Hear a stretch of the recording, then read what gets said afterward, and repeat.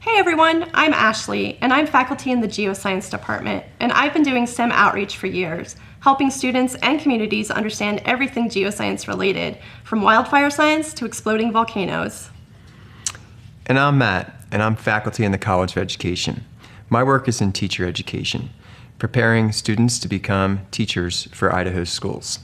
I also focus on outreach, and I'm passionate about helping university students become effective STEM communicators. Whether you're here for a service learning assignment, a STEM outreach activity, want to learn more about community engagement, or just want to make a difference in someone's life, this conversation is for you. We're here to share practical strategies to help you deliver meaningful STEM content to K-12 students and the community. Ready to dive in? Matt, let's start with the big question. Why is outreach so important? Good question, Ashley. I think outreach is about connecting with the communities and engaging students with their families. Most of my outreach work is in local schools at STEM nights. Many younger students think that science and engineering are for certain types of people. When we go out into the community, we're showing that it's for them, that it's accessible and relevant. Exactly. And it's not just about doing outreach with the students, but when university students engage in outreach, they're learning really important communication skills, they're gaining new insights and perspectives, and some of them even find a passion for teaching and mentoring. That's the beauty of outreach. We learn so much as we teach. For the audience watching this, you might discover that when you're explaining complex concepts to a 10-year-old, you'll learn a lot about your own discipline and really deepen your understanding. And when we do effective outreach teaching, we're helping young students develop a sense of belonging. We're really showing them that they can excel, that their questions matter, and that STEM is truly for everyone. Before we get into technical aspects, let's talk about something that can really transform your outreach: personal stories. I love this topic. How do you use personal stories in your outreach? Well, when I talk to a group of students, I generally start with the question, how many of you think that you're scientists? Usually very few hands go up. Young people especially have preconceived notions about what a scientist is or what we look like or where we come from. But then I share my personal story. Usually I tell them something about how I got interested in wildfire science, not through a textbook or formal training, but because I grew up in a fire-prone area and really wanted to keep my community safe. Wow. That's such a powerful hook. That makes the science immediately personal and relevant. What about you, Matt? What connects you personally to your audiences? I love sharing personal stories with my students to connect them with the content. I've always been interested in tinkering with things and being outside, which led me into the environmental field. I used to test and clean up hazardous materials. There was this one time I was on a job site, and 3,000 gallons of fuel spilled into a downtown city's subway system, closed 10 blocks of a city. That got their attention. That gets my attention. That's a really intriguing story. The key here is authenticity. Don't pretend to be someone that you're not, but do genuinely share what excites you about your field. That enthusiasm is contagious. Now let's get practical. Ashley, when university students ask me how to structure an outreach session, I usually give them 3 steps: engage, explore, and explain. It's really interesting. Can you break each of those down for us? Sure. Engage is the hook. Start with something that grabs students' attention immediately. A surprising demonstration, an intriguing question, or a real-world problem that they can relate to, like a local gas station that has a spill that contaminates drinking water. Wow, contaminated drinking water. That's a really tough situation. How do you get students to understand the impact of this when you don't have a life-size gas station that you can bring into your outreach demonstrations? This is where a model like this comes in handy. We can show the community's drinking water getting contaminated by having a system that replicates a model. Ashley, can you pull that card out just real slowly? Sure. So we can see that the contamination on the top moves down into the bottom. And this is the kind of thing that students see right away. We could ask, like, what do you notice about that? I think this is a great demonstration of the principle. Don't tell them if you can show them. Don't show them if they can do it themselves. Exactly. Finally, explain is where you help them make sense of what they observed.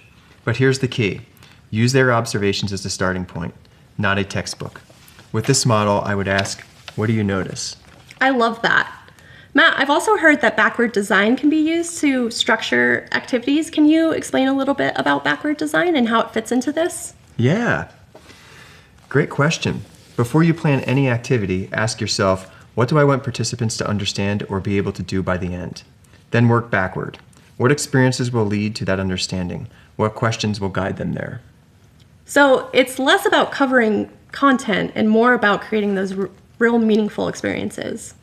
Yeah, and remember, in outreach setting, we're not grading students. We're planting seeds of curiosity and confidence.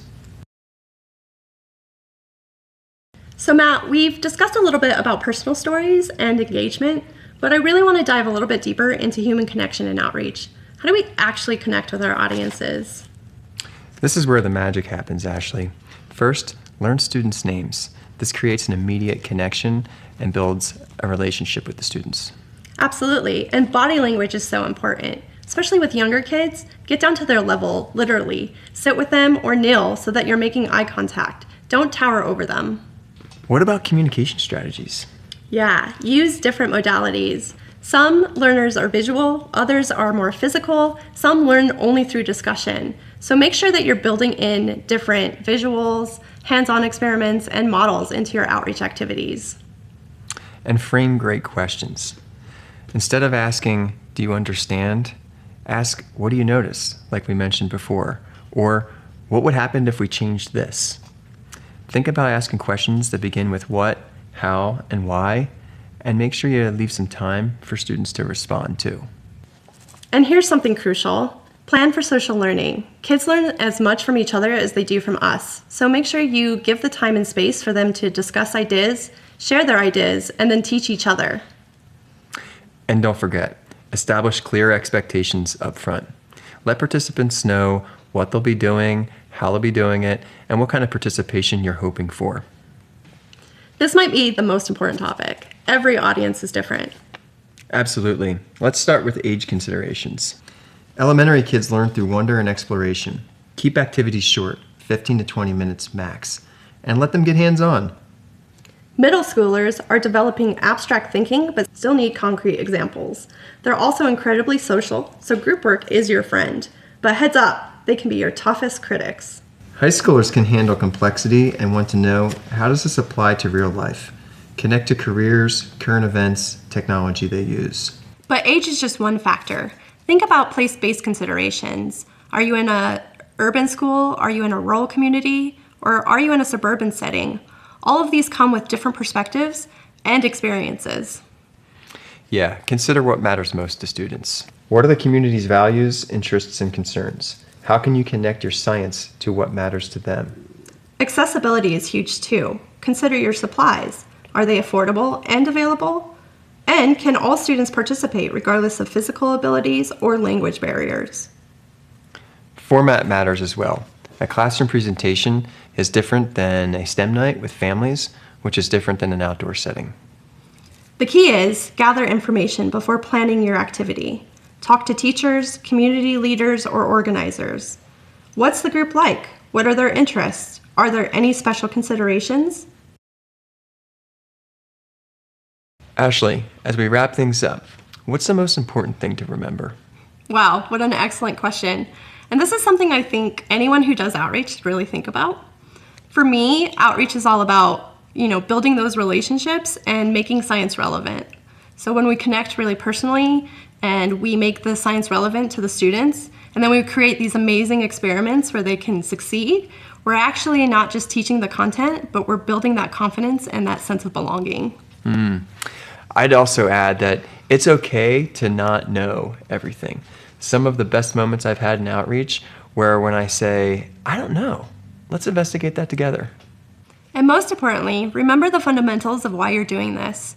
You're really giving young students that development of a sense of belonging, you're making their questions matter, and you're showing them that STEM truly is for everyone. You've got this. Now go out there and make it happen. STEM needs diverse voices and perspectives, and you're a part of making that happen.